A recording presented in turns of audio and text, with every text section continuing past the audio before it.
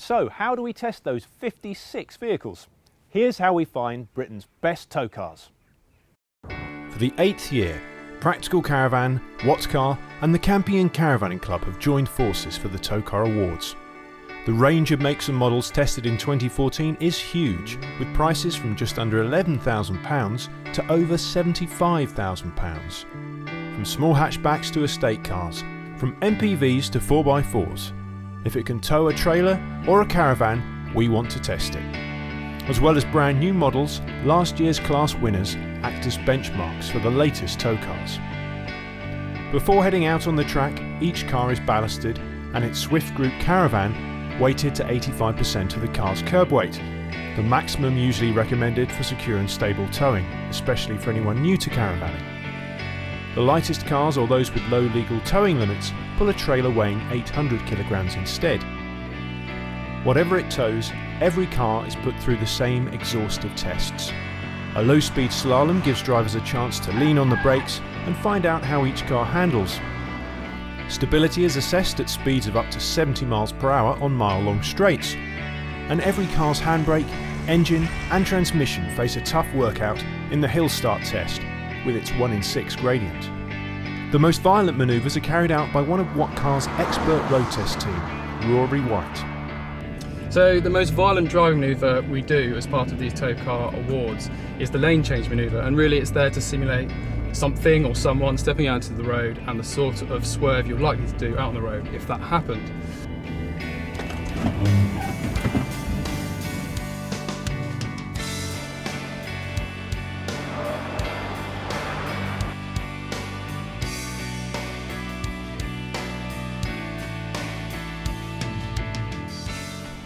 As well as the lane change test, Rory puts every car through an emergency stop from 30 miles per hour.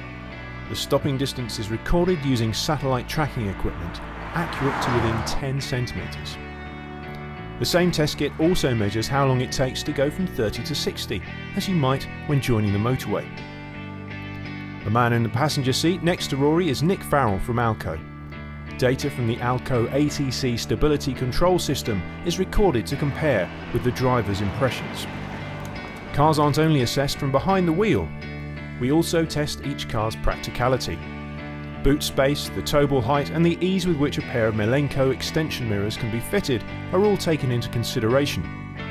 With help from Witter tow bars, the tow bar installation and electrics are also checked. Our colleagues on What Car give their assessment of each car as an everyday drive, as well as scoring every model for value for money, safety, reliability and resale values. For this year's Green Award, a shortlist of 6 cars has also been economy tested by What Car's True MPG team, using sophisticated emissions analysing equipment.